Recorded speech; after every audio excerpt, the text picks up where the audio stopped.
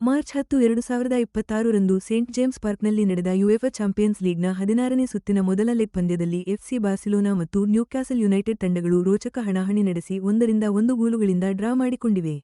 ಪಂದ್ಯದ 86ನೇ ನಿಮಿಷದಲ್ಲಿ ನ್ಯೂಕ್ಯಾಸಲ್ ತಂಡದ ಹಾರ್ವೆ ಬಾರ್ನೆಸ್ ಮೊದಲ ಗೋಲು ಬಾರಿಸಿದರು.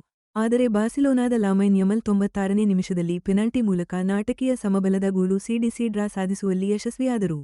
ಇವೆರಡೂ ತಂಡಗಳು ಯುರೋಪಿಯನ್ ಮಟ್ಟದಲ್ಲಿ 6ನೇ ಬಾರಿಗೆ ಎದುರಾಗಿರುವ ಈ ರೋಚಕ ಪಂದ್ಯವು ಪ್ರತಿಷ್ಠಿತ ಕಾಂಟಿನೆಂಟಲ್ ಸ್ಪರ್ಧೆಯಲ್ಲಿ ಅವುಗಳ ಮುಂದಿನ ಹಾದಿಯ ಮೇಲೆ ಮಹತ್ವದ ಪರಿಣಾಮ ಬೀರಲಿದೆ.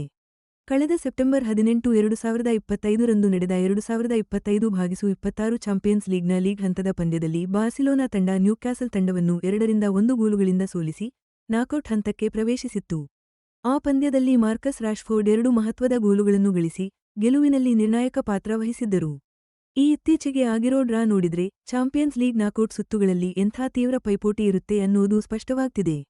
ಇತಿಹಾಸದ ಪುಟಗಳನ್ನು ತಿರುವಿ ಹಾಕಿದ್ರೆ ಯುರೋಪಿಯನ್ ಪಂದ್ಯಗಳಲ್ಲಿ ನ್ಯೂಕ್ಯಾಸಲ್ ಮೇಲೆ ಬಾರ್ಸಿಲೋನಾಗೆ ಸ್ಪಷ್ಟವಾದ ಕೈಮೇಲಿದೆ. 6 ಪಂದ್ಯಗಳಲ್ಲಿ ಬಾರ್ಸಿಲೋನಾ 4ರಲ್ಲಿ ಗೆದ್ದಿದ್ರೆ ನ್ಯೂಕ್ಯಾಸಲ್ ಒಂದೇ ಒಂದು ಪಂದ್ಯ ಗೆದ್ದಿದೆ. ಇತ್ತೀಚಿನ ಈ ಡ್ರಾ ಸೇರಿ ಇನ್ನೊಂದು ಪಂದ್ಯ ಡ್ರಾ ಆಗಿತ್ತು. ನ್ಯೂಕ್ಯಾಸಲ್ನ ಆ ಒಂದೇ ಒಂದು ಗೆಲುವು ಬಂದಿದ್ದು 1997ರ ಸೆಪ್ಟೆಂಬರ್ನಲ್ಲಿ. ಅದು ಗುಂಪು ಹಂತದಲ್ಲಿ 3-2 ಗೋಲುಗಳಿಂದ ಗಳಿಸಿದ ಸ್ಮರಣೀಯ ಗೆಲುವು. ಆ ಪಂದ್ಯದಲ್ಲಿ ಫೌಸ್ಟಿನೋ ಆಸ್ಪ್ರಿಲ್ಲಾ ಹ್ಯಾಟ್ರಿಕ್ ಗೋಲು ಗಳಿಸಿ ಎಲ್ಲರ ಗಮನ ಸೆಳೆದಿದ್ರು. ಅದಾದ್ಮೇಲೆ ಅದೇ ವರ್ಷದ ರಿಟರ್ನ್ ಪಂದ್ಯದಲ್ಲಿ ಬಾರ್ಸಿಲೋನಾ 1-0 ಅಂತರದಲ್ಲಿ ಗೆದ್ದು ಸೇಡು ತೀರಿಸಿಕೊಂಡಿತ್ತು. ಈ ಎರಡು ತಂಡಗಳು ಮತ್ತೆ ಮುಖಾಮುಖಿಯಾಗಿದ್ದು 2002-03ರ ಚಾಂಪಿಯನ್ಸ್ ಲೀಗ್ನ 2ನೇ ಗುಂಪು ಹಂತದಲ್ಲಿ. ಆಗ ಕೂಡ ಬಾರ್ಸಿಲೋನಾ ಎರಡೂ ಲೆಗ್ಗಳಲ್ಲಿ 3-1 ಮತ್ತು 2-0 ಗೋಲುಗಳ ಅಂತರದಲ್ಲಿ ಗೆಲುವು ಸಾಧಿಸಿತ್ತು. ಈ ಸೀಸನ್ನಲ್ಲಿ ಬಾರ್ಸಿಲೋನಾಗೆ ಒಂದು ದೊಡ್ಡ ಪ್ಲಸ್ ಪಾಯಿಂಟ್ ಅಂದ್ರೆ ಜೆರಾರ್ಡ್ ಮಾರ್ಟಿನ್ ಅನ್ನೋ ಆಟಗಾರ ಎದ್ದು ಬಂದಿದ್ದು. ಫೆಬ್ರವರಿ 26, 2002ರಲ್ಲಿ ಹುಟ್ಟಿದ ಈ 24 ವರ್ಷದ ಸ್ಪ್ಯಾನಿಷ್ ಡಿಫೆಂಡರ್ ಎಫ್ಸಿ ಬಾರ್ಸಿಲೋನಾ ತಂಡದಲ್ಲಿ ಬಹಳ ಬೇಗ ಮೇಲೇರಿದ್ದಾರೆ. ಜುಲೈ 2023ರಲ್ಲಿ ಬಾರ್ಸಿಲೋನಾ ಬಿ ತಂಡಕ್ಕೆ ಸೇರಿದ್ರು ಮಾರ್ಟಿನ್. ಆಗಸ್ಟ್ 17, 2024ರಂದು ಲಾ ಲಿಗಾದಲ್ಲಿ ಮೊದಲ ತಂಡಕ್ಕೆ ಡೆಬ್ಯೂ ಮಾಡಿದ್ರು. ಅವರ ಈ ನಿರಂತರ ಉತ್ತಮ ಪ್ರದರ್ಶನಗಳಿಂದಾಗಿ 2025-26 ಸೀಸನ್ಗೆ ಅವರಿಗೆ ಮುಖ್ಯ ತಂಡದಲ್ಲಿ ಖಾಯಂ ಜಾಗ ಸಿಕ್ಕಿದೆ.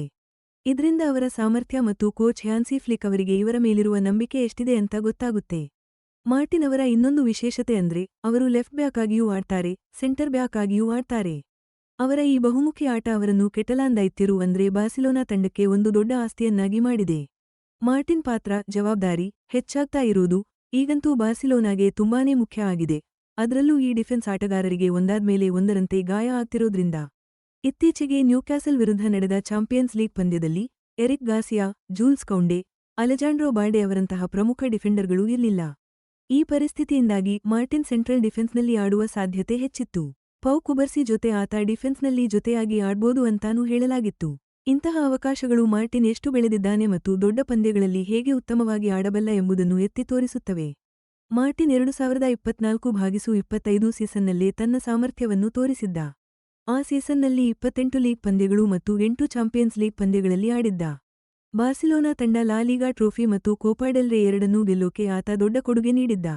ಮಾರ್ಟಿನ್ ಫಸ್ಟ್ ಟೀಮ್ಗೆ ಬರೋಕೆ ಮುನ್ನ 2025ರ ಮಾರ್ಚ್ 21ರಂದು ಸ್ಪೇನ್ ಯು-21 ತಂಡದ ಪರವಾಗಿ ಒಂದು ಇಂಟರ್ನ್ಯಾಷನಲ್ ಮ್ಯಾಚ್ ಕೂಡ ಆಡಿದ್ರು. 2025ರ ಯುಎಫಾ ಯುರೋಪಿಯನ್ ಚಾಂಪಿಯನ್ಶಿಪ್ ಫೈನಲ್ಸ್ಗೆ ಕೈಗಾಯದಿಂದ ಹೊರಗುಳಿಯಬೇಕಾಯ್ತು. ಆದ್ರೂ ಆತನಿಗೆ ಸಿಕ್ಕಿರೋ ಈ ಅವಕಾಶ ಆತ ಒಬ್ಬ ಭರವಸೆಯ ಯುವ ಆಟಗಾರ ಅನ್ನೋದನ್ನ ಇನ್ನಷ್ಟು ಗಟ್ಟಿಗೊಳಿಸಿತ್ತು. ಇನ್ನು ಮಾರ್ಚ್ 18, 2026ರಂದು ನ್ಯೂಕ್ಯಾಸಲ್ ವಿರುದ್ಧ ನಡೆಯೋ ರಿಟರ್ನ್ ಲೆಗ್ಗೆ ಬಾರ್ಸಿಲೋನಾ ತಂಡ ಸಿದ್ಧತೆ ನಡೆಸ್ತಿರೋದ್ರಿಂದ ಮಾರ್ಟಿನ್ ಡಿಫೆನ್ಸ್ ಲೈನ್ನಲ್ಲಿ ಇರೋದು ಮತ್ತು ಅವನ ಪ್ರದರ್ಶನ ತುಂಬಾನೇ ನಿರ್ಣಾಯಕ ಆಗುತ್ತೆ. ಮಾರ್ಟಿನ್ನ ಈ ಬೆಳವಣಿಗೆ ಪ್ರತಿಭಾನ್ವಿತ ಯುವ ಆಟಗಾರರನ್ನ ಸೀನಿಯರ್ ಸ್ಕ್ವಾಡ್ಗೆ ಸೇರಿಸಿಕೊಳ್ಳುವ ಕ್ಲಬ್ನ ತಂತ್ರವನ್ನೇ ಎತ್ತಿ ತೋರಿಸುತ್ತೆ. ಇದು ಯುಎಫಾ ಚಾಂಪಿಯನ್ಸ್ ಲೀಗ್ನಲ್ಲಿ ಇನ್ನಷ್ಟು ಮುಂದೆ ಹೋಗೋ ಗುರಿಯನ್ನ ಇಟ್ಕೊಂಡಿರೋ ತಂಡಕ್ಕೆ ಆಳ ಮತ್ತು ಬಲ ಎರಡನ್ನೂ ನೀಡುತ್ತೆ.